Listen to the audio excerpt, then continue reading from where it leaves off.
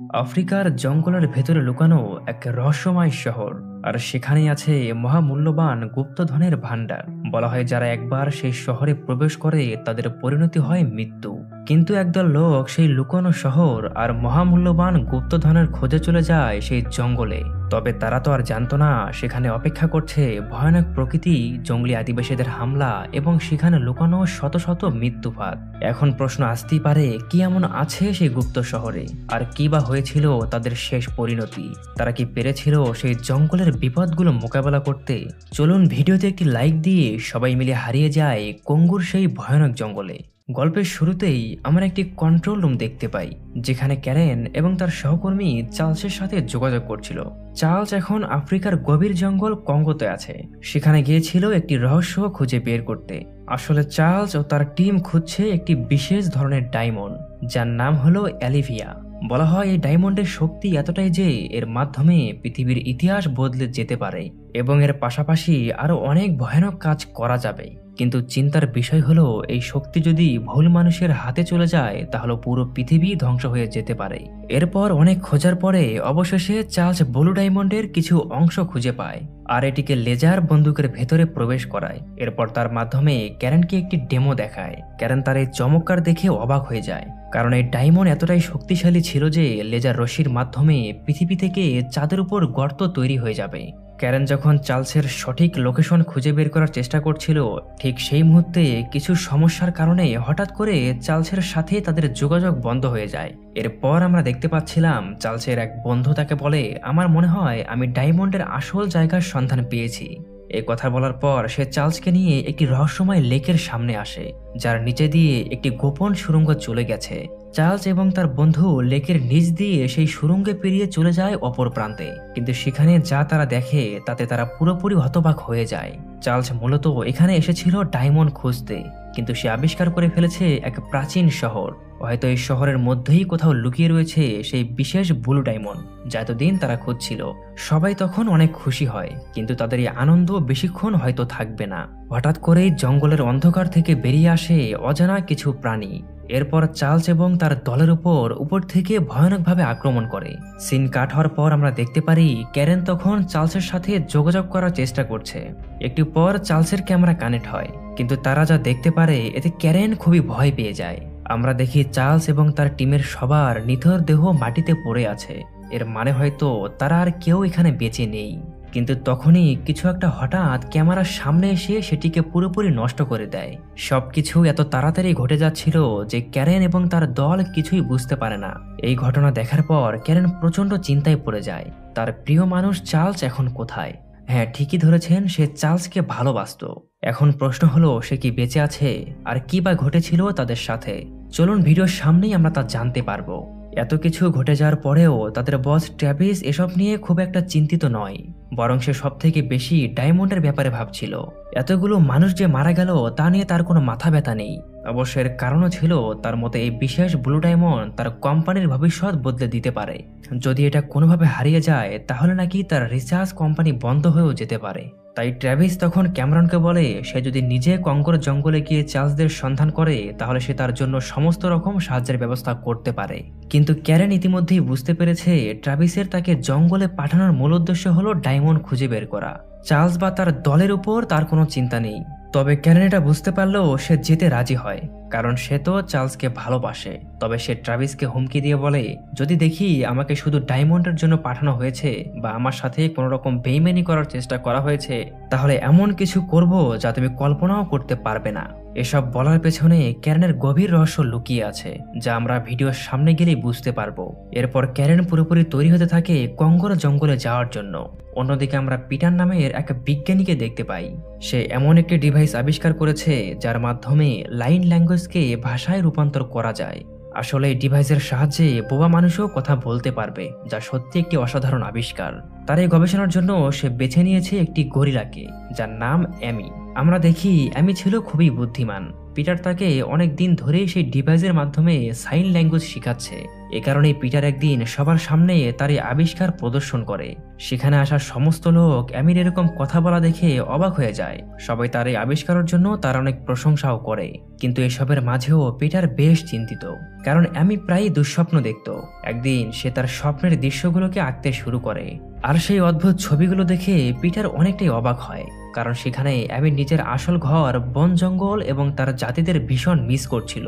এই বিষয়গুলো সে ছবির মাধ্যমে তুলে ধরে। আর এই কারণেই পিটার সিদ্ধান্ত নেয় অ্যামির বন্ধু হিসেবে তার দায়িত্ব তাকে নিজের বাড়িতে ফিরিয়ে দেওয়া। ফলে সে অ্যামির জন্মস্থান খুঁজতে শুরু করে। এভাবে অনেক খোঁজার পরে সে অবশেষে সেই কাঙ্ক্ষিত স্থান খুঁজে পায়। কিন্তু অদ্ভুতভাবে আমরা দেখতে পাই এটা ঠিক সেই জায়গা যেখানে চার্লস এবং দলের সবাই রহস্যময়ভাবে হারিয়ে গিয়েছিল। সবটা জানার পর পিটার ঠিক করে যেভাবে হোক অ্যামিকে তার জাতিদের কাছে ফিরিয়ে দেবে। কিন্তু তার এই কঙ্গর জঙ্গলে অভিযানের জন্য অনেক অর্থের দরকার ছিল। তাই পিটার তার বসের কাছে গিয়ে কঙ্গো অভিযানের জন্য আর্থিক সাহায্য চায়। কিন্তু তার বস তাকে স্পষ্ট জানিয়ে দেয় সে এই অভিযানের জন্য কোনো প্রকার সাহায্য সহযোগিতা করতে পারবে না। পিটার তখন পুরোপুরি হতাশ হয়ে পড়ে। সে কি করবে বুঝতে পারছিল না।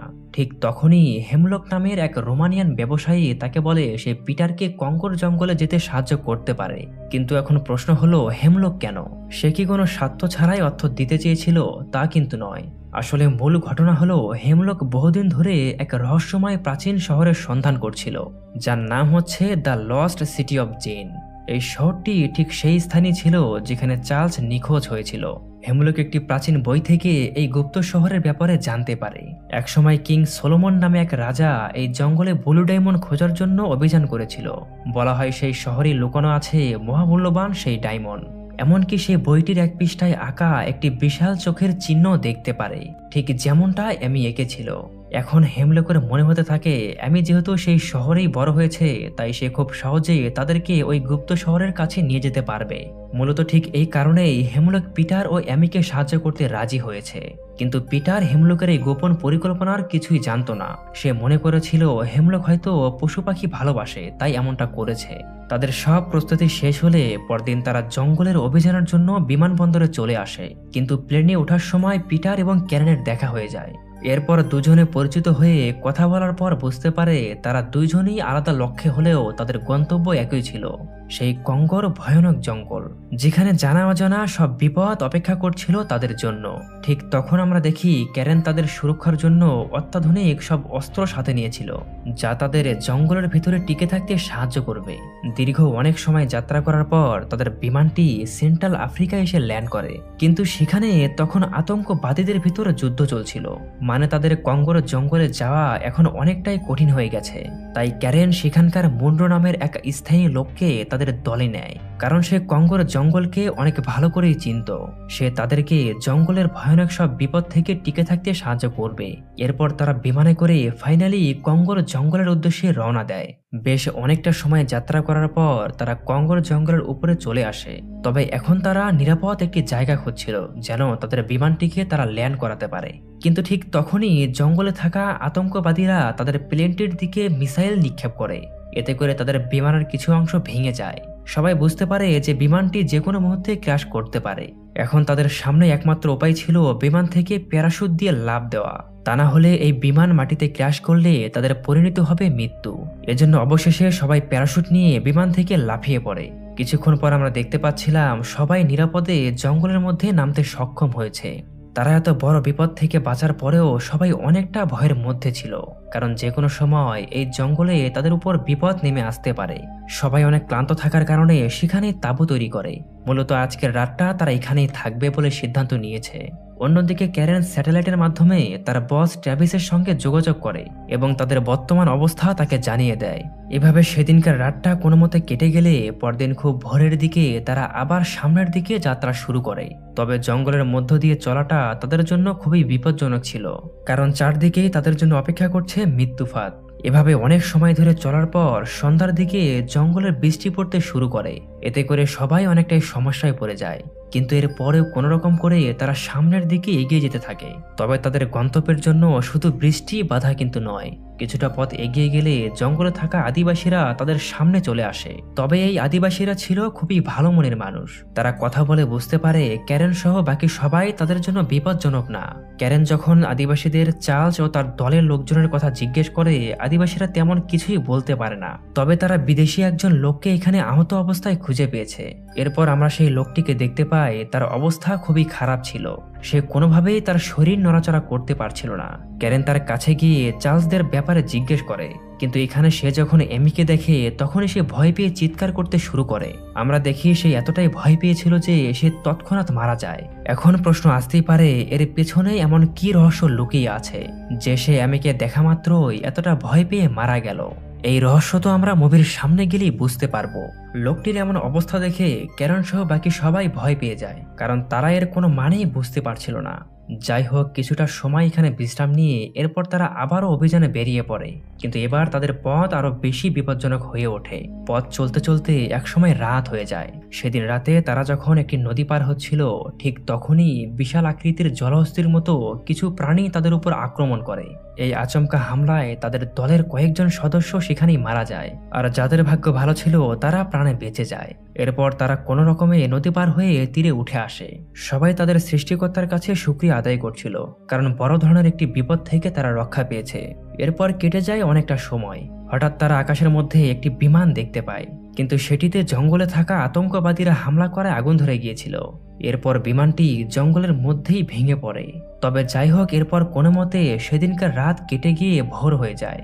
সবাই তখন দীর্ঘ সময় পথ চলার পর এক পর্যায়ে এমন একটি রাস্তায় গিয়ে পৌঁছায় যেখানে দুই দিক থেকে দুইটা আলাদা পথ চলে গিয়েছে। তখন তারা বুঝতে পারছিল না তারা কোন দিকে যাবে। এমি তখন সামনে এগিয়ে এসে হাতের ইশারায় একটি রাস্তার দিক দেখিয়ে দেয়। এটি হয়তো সেই পথ যা সে বারবার স্বপ্নে দেখত। সবাই এবার এমির কথা মতো সেই পথ ধরে সামনের দিকে এগোতে থাকে। কিছুক্ষণ হাঁটার পর তারা জঙ্গলের আরো গভীরে প্রবেশ করে এবং সেখানে সেই ভাঙাচোরা বিমানটিকে খুঁজে পায়, যেটি গতরাতে জঙ্গলের ভিতরে ভেঙে পড়েছিল। সবাই তখন বিমানটির ভিতরে ভালো করে দেখলে জানতে পারে এই প্লেনটি আসলে ট্র্যাভিস পাঠিয়েছিল, কারণ সে ক্যারেনের উপর পুরোপুরি বিশ্বাস করতে পারেনি। কিন্তু এখন সেই দলের আর কেউ বেঁচে নেই, সবাই মারা গেছে। তবে সেই বিমানের মধ্যে তারা কিছু খাবার পায়, সেগুলোর সাথে নিয়ে তারা আবারও যাত্রা শুরু করে। দীর্ঘ অনেক সময় জঙ্গলের ভিতরে যাত্রা করার পর তারা অবশেষে দ্য লাস্ট সিটি অব জিনের কাছাকাছি পৌঁছে যায়। জঙ্গলের ভেতরে এরকম এক প্রাচীন শহর দেখে সবাই অবাক হয়ে যায়, কিন্তু এদের মাঝে সবচেয়ে খুশি ছিল হেমলক। আমরা দেখতে পারি শহরটির সামনে একটি বিশাল মূর্তি ছিল। আমি কিন্তু তার স্বপ্নে ঠিক এমন কিছুই দেখেছিল। হেমলক তখন বলে, আমার ধারণা বাইরের পৃথিবী থেকে ব্লু ডায়মন্ডকে রক্ষা করার জন্যই কিং সোলোমন এই গোপন শহরটি তৈরি করেছিলেন। সবাই তখন মনের ভেতরে এক উচ্ছ্বাস নিয়ে শহরের ভেতরে প্রবেশ করে। আমরা তখন দেয়ালে বিভিন্ন চিত্রলিপি খোদাই করা দেখতে পাই, যেখানে প্রাচীনকালে সমস্ত ঘটনা লিপিবদ্ধ করা হয়েছে। তারা ডায়মন্ড খোঁজার উদ্দেশ্যে শহরের আরো গভীরে প্রবেশ করে, কিন্তু তখনই হঠাৎ করে তাদের উপর একদল বিশাল আকৃতির গরিলা আক্রমণ করে। এদের বলা হয় গ্রে গরিলা, যারা বহু বছর আগেই বিলুপ্ত হয়ে গেছে, কিন্তু তারা এই গহীন জঙ্গলের ভিতরে তাদের অস্তিত্ব টিকিয়ে রেখেছিল। ক্যারন সহ সবাই গরিলাদের দেখে হতবাক হয়ে যায়। এদের দেখে মনে হচ্ছিল যেন তারা বহু বছর ধরে এই জায়গা এবং ব্লু ডায়মন্ডকে পাহারা দিচ্ছে। তবে এই গরিলাগুলো ছিল খুবই ভয়ানক।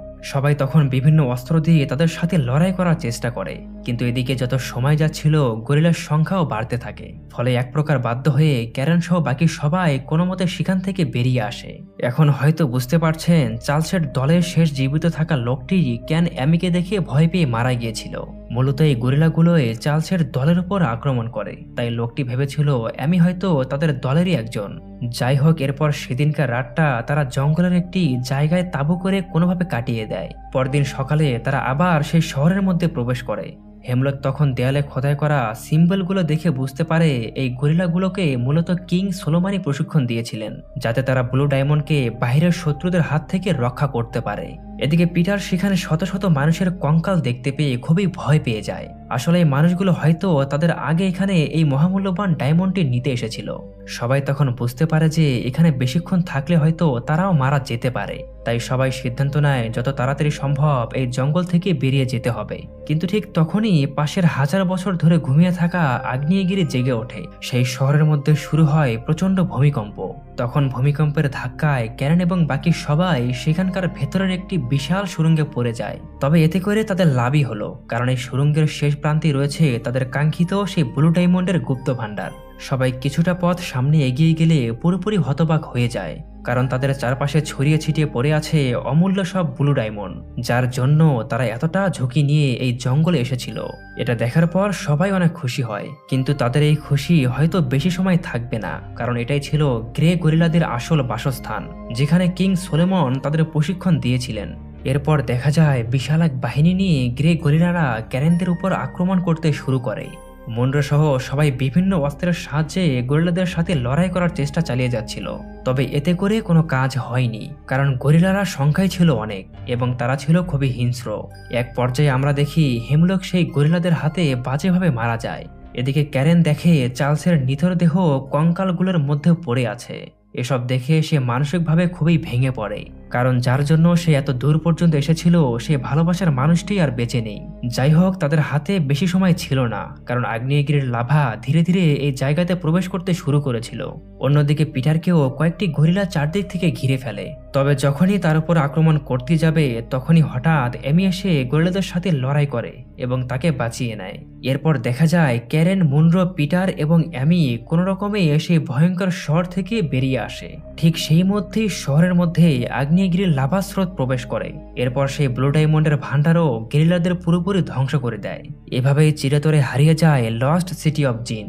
এরপর অনেকটা সময় পর ক্যারেন সহ বাকি সবাই নিরাপদ স্থানে চলে আসে। তবে সবাইকে অবাক করে দিয়ে আমরা ক্যারেনের হাতে একটা ব্লু ডায়মন্ড দেখতে পাই, কিন্তু এটি সে ট্র্যাভিসকে দিবে না, কারণ সে আগেই বলেছিল যদি ট্র্যাভিসের একমাত্র উদ্দেশ্য ব্লু ডায়মন্ড হয় তাহলে সে এমন কিছু করবে যা সে কল্পনাও করতে পারেনি। এরপর ক্যারেন একটি লেজার বন্দুকে সেই ব্লু ডায়মন্ডকে ব্যবহার করে। এরপর সেটাকে টার্গেট করে ট্র্যাভিসের কোটি কোটি ডলার দামের স্যাটেলাইটের দিকে, যেটার জন্য ট্র্যাভিস সে ব্লু ডায়মন্ড খুঁজছিল। এরপর ক্যারেন সেই লেজারের সাহায্যে মুহূর্তের মধ্যেই স্যাটেলাইটটি ধ্বংস করে দেয়। হয়তো এটাই ছিল ট্র্যাভিসের প্রাপ্য শাস্তি, কারণ একমাত্র তার লোভের কারণে সে তার ভালোবাসার মানুষটিকে আজ হারিয়েছে। এরপর আমরা দেখতে পারি পিটার তার বন্ধু এমিকে সেই জঙ্গলের মধ্যে তার জন্মস্থানে রেখে আসে। এমিও তার পরিবারকে খুঁজে পেয়ে মহা খুশি হয়ে যায়। অবশেষে ক্যারেন, মুনরো ও পিটার একটি এয়ার বেলুনে করে কাছাকাছি কোনো বিমানবন্দরের উদ্দেশ্যে রওনা দেয়। আর এই দৃশ্যের মধ্য দিয়েই মুভিটির সমাপ্তি ঘটে। তো কেমন লাগলো আমাদের আজকের জঙ্গলের অভিযান? যদি ভিডিওটি আপনাদের কাছে ভালো লাগে তাহলে শুধুমাত্র ভিডিওতে একটি লাইক করে দিবেন। আর আপনার পছন্দের এরকম মুভি যদি আরো দেখতে চান তাহলে কমেন্টে মুভির নাম লিখে দিতে পারেন। তো সবাই ভালো থাকবেন, সুস্থ থাকবেন। আল্লাহ হাফেজ।